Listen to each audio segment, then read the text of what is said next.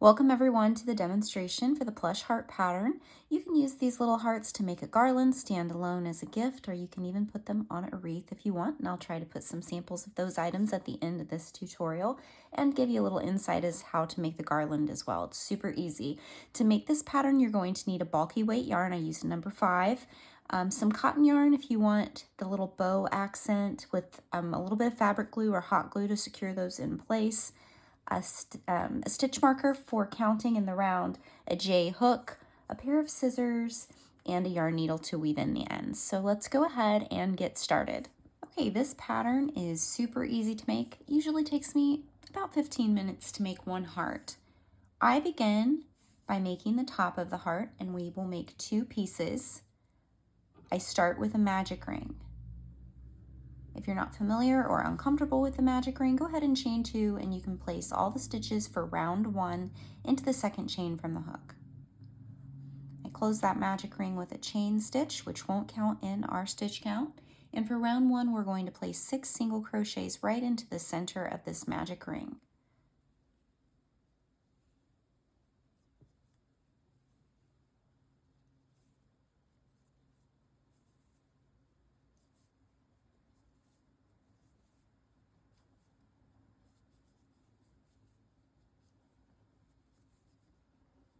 And 6. I'm going to gently pull that starting tail just to cinch that ring closed, and we've completed round 1.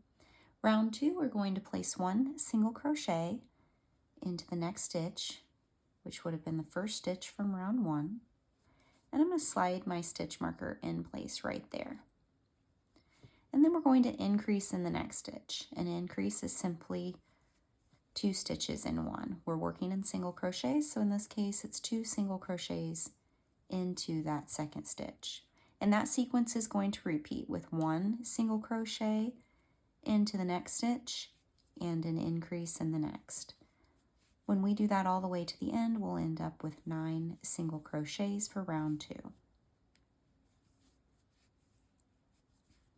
our last increase right here, 1 and 2, and we're back to where we started at our stitch marker. Now you'll notice when you're working in rounds, it has a tendency to curve like wrong side out. You know you're wrong side out when your starting tail is on the outside of your work. After I've made a couple rounds, I simply push that in. So my starting tail is on the inside, my work is now right side out, and I will be working in a clockwise motion. For round 3, we're going to place 1 single crochet in each stitch around. So by the end of round 3, we will have made a total of 9 single crochets, 1 in each stitch.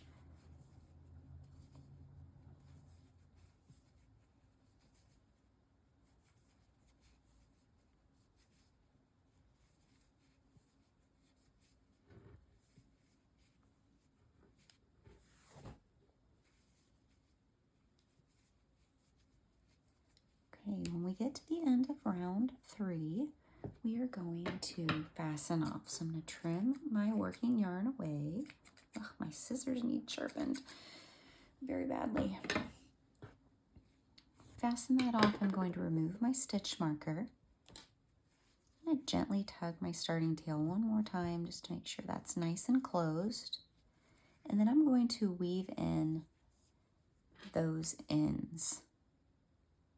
Now, if you just want to trim your starting tail down, you can certainly do that. It'll be tucked inside and it won't be a problem. But I'm going to trim away that excess. And then our finishing tail, I'm going to do the same.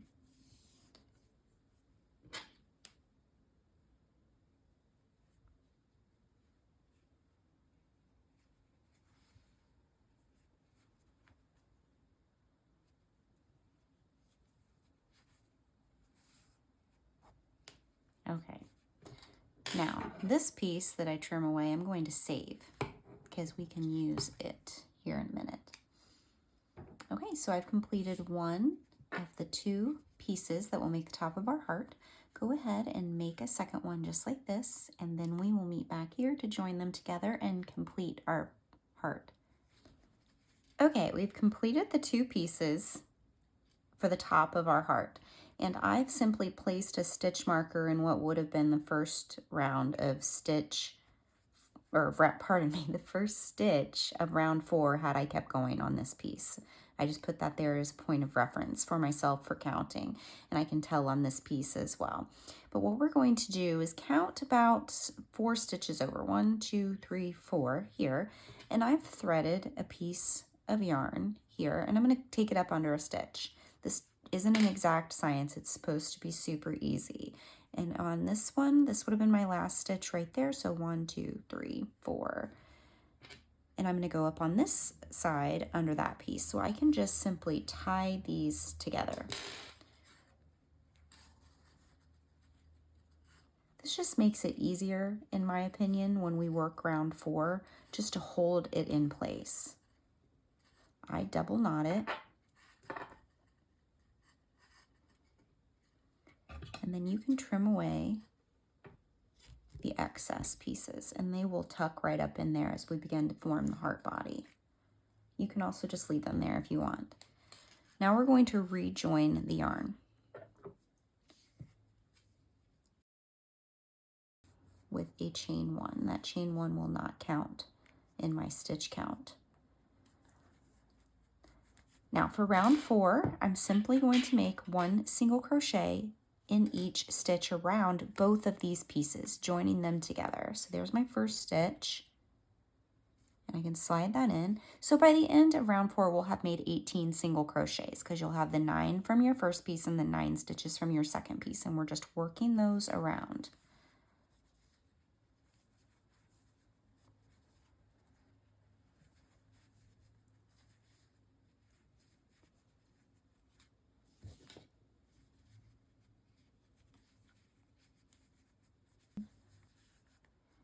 Right here, stitch 18.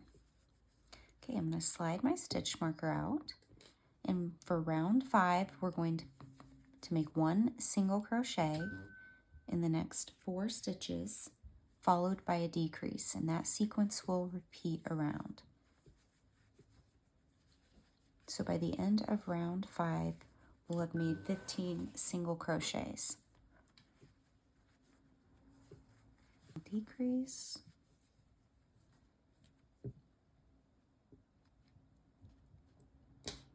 For round 6, we are going to place 1 single crochet in the next 3 stitches, followed by a decrease.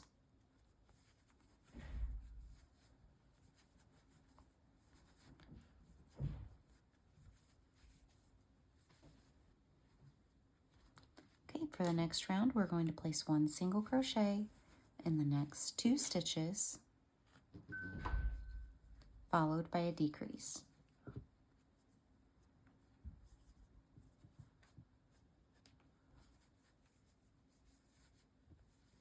Here's our last decrease of the pattern, or pardon me, of the round.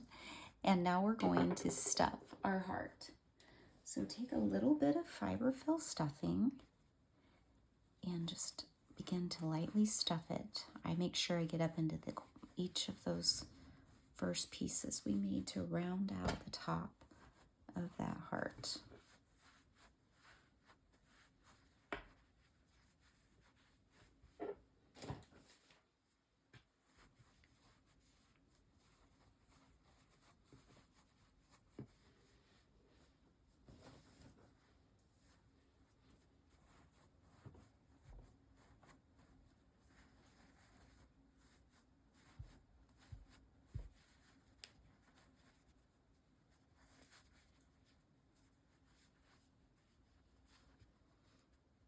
Okay, now we're going to complete the last round of the pattern, and that is simply placing 1 single crochet in the next stitch, followed by a decrease.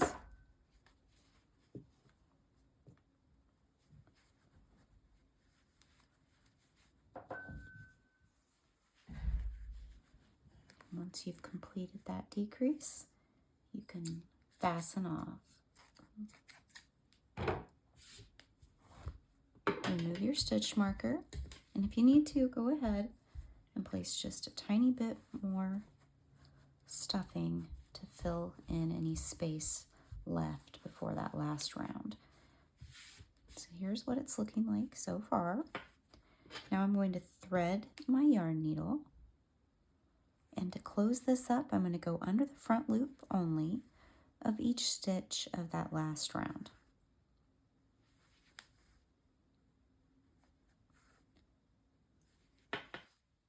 And then once I get to the end here, I'm going to gently pull. That will cinch that last round shut, and to secure it, I'm going to pass my needle through the heart like that. And again, trim that away. And then you can shape a little bit, move your fiber wheel around, and you've created a plush heart. Let's go ahead and put on the bow accent. So for this one, I'm going to use some pink. I'm going to cut a piece of pink away and thread my yarn needle. You can place the bow detail, if you would like one, anywhere on the heart that you would like. Once you thread your yarn needle, we're going to pass it up under a stitch in the spot that you would like it. I'm going to put it right up here. So I'm going to go right up under one stitch, and then I'm going to tie a knot to secure. Just like that. And then I am going to form a bow and then make some adjustments as needed to shape it up a little bit. And then once it looks the way I want, I'm going to use a different pair of scissors. My other ones are pretty dull, and trim away the excess. And then for the final step, just to get this kind of shaped the way that I would like it, I'm going to place a small amount of fabric glue under where I want the loops to stay, just to tack it down. Doesn't take much at all.